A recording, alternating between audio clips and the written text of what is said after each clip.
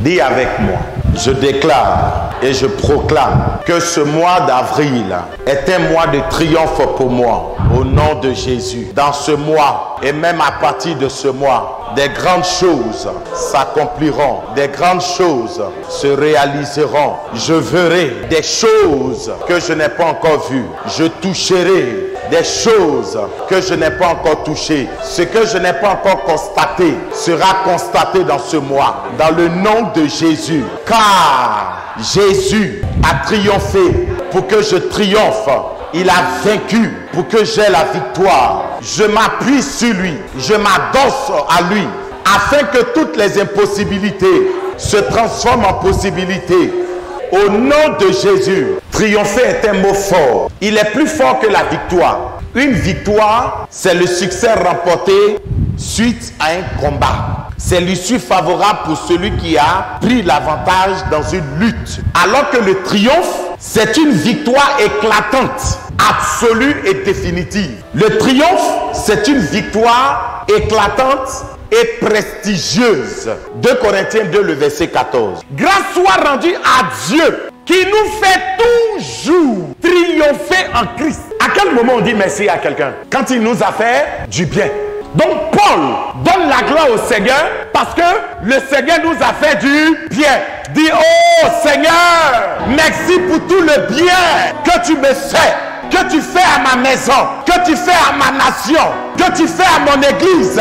Il lui donne la gloire parce qu'il reconnaît ce qui a été fait. Vous savez, dans la vie, si vous ne reconnaissez pas ce qu'on fait pour vous, il vous sera difficile de dire merci. Mais Paul le dit parce qu'il considère l'acte qui a été posé pour l'humanité tout entière. Il ne nous fait pas triompher seulement un jour, une semaine, un mois, un an, mais il dit qu'il nous fait toujours triompher. Ce qui veut dire, écoutez-moi très bien, que notre vie en Christ est une vie de triomphe. Lundi, mardi, mercredi, jusqu'au dimanche, ta vie doit être une vie de triomphe. Le jour où vous avez les bonnes informations et les informations fiables, votre raisonnement change, votre langage change et votre manière de faire change. À partir d'aujourd'hui, que ton langage change, que ton caractère change, que ta manière de parler change.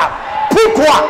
Parce que tu viens de recevoir une bonne information. Souvent on lit la Bible comme ça, on pense c'est pas pour les autres, mais c'est pour nous. Grâce soit rendue à Dieu qui nous fait triompher en Christ toujours et qui répand par nous en tout lieu l'odeur de sa connaissance. Ton triomphe doit être vu par tous.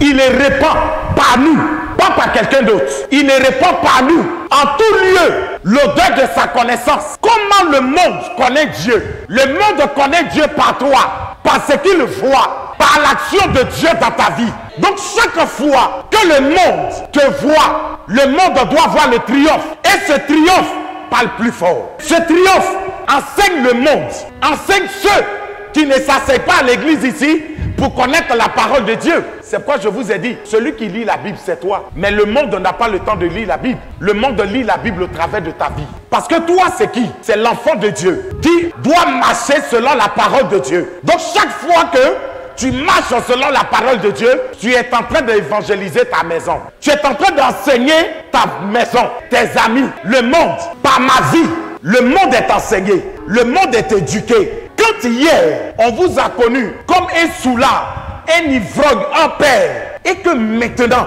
par l'acceptation de Christ, vous démontrez le contraire, vous donnez un enseignement au monde. Vous leur parlez. Souvent, vous n'avez pas besoin d'ouvrir la bouche, mais votre vie parle mieux que votre bouche. Votre attitude, votre comportement enseigne mieux le monde. Mais chaque fois que nous nous conformons à la parole de Dieu, une bonne odeur est répandue parce que nous triomphons. Et c'est cette grâce que nous avons reçue de Christ à la croix. Nous parlons de la victoire que nous avons obtenue, de la liberté que nous avons obtenue, du triomphe que nous avons obtenu. La croix, c'est la victoire remportée. Pour qu'aujourd'hui tu puisses triompher, il fallait que la porte soit ouverte, que quelqu'un ouvre la porte, que quelqu'un te donne accès. Et c'est la croix qui nous a donné accès au triomphe. Si Jésus n'avait pas triomphé du monde, du péché, du diable, frères et sœurs, aujourd'hui là, on ne pouvait pas tenir ce langage. Jésus a triomphé. Pourquoi? Pour que moi je triomphe. Donc la croix c'est la victoire remportée. Mais Christ remporte cette victoire pour nous.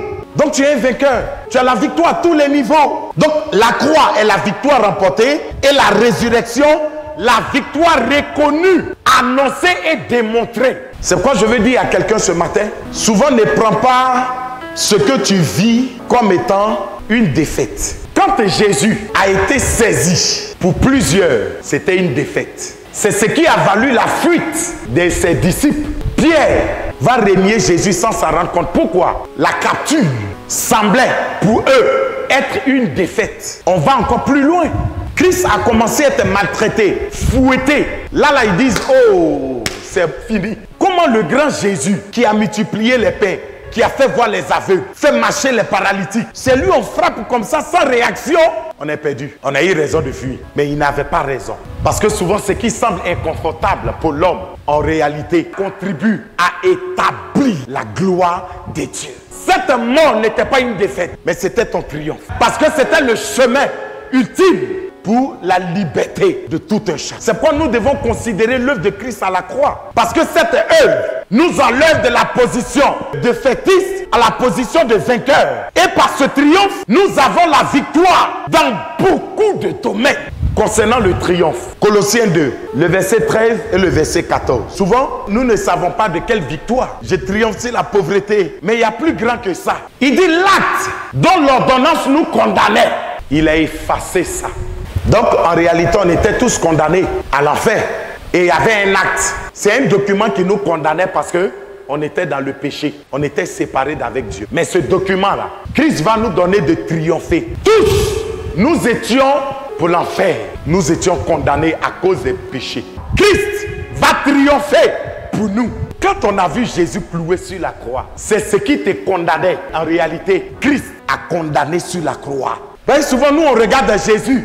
Et puis on dit, hey, le monsieur la souffre. Regardez la douleur, regardez la maltraitance, regardez la crucifixion. Mais celui qui comprend l'œuvre de la croix, il verra au-delà du physique de Christ. Il verra plutôt ses péchés qui étaient cloués là-bas. Sa condamnation qui a été clouée, afin que lui soit acquitté. C'est pourquoi celui qui considère l'œuvre de la croix à la vie. C'est par la croix que nous avons la vie. Ton destin a été joué là-bas. C'est là-bas que ta vie a été restaurée. C'est là-bas que ta vie a été bénie. C'est le triomphe. Une grande victoire que nous avons eue à la croix. Il y en a plusieurs. L'acte qui nous condamnait a été effacé là-bas. Est-ce que vous savez que c'est la meilleure des bénédictions? C'est mieux que l'argent. Hein? C'est mieux que l'or et les diamants. Hein? C'est mieux que tout ça. Parce que Jésus nous a pardonné nos péchés. Et le document officiel qui confirmait notre condamnation, ce document était déchiré. Pour me donner la vie, pour la clouer sur la croix. Tout cela pour me donner, il m'a tout aidé. Il m'a sauvé, il m'a tout aidé. Il m'a sauvé, il m'a tout aidé. Il m'a sauvé, il m'a tout aidé. Il m'a sauvé. Je veux qu'on chante ensemble ce matin. Alléluia. Tu vas dire avec moi, on y va. On l'a cloué.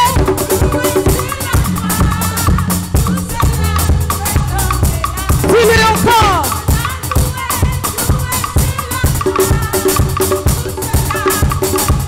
Est-ce que tu peux le dire encore? On y va, on a.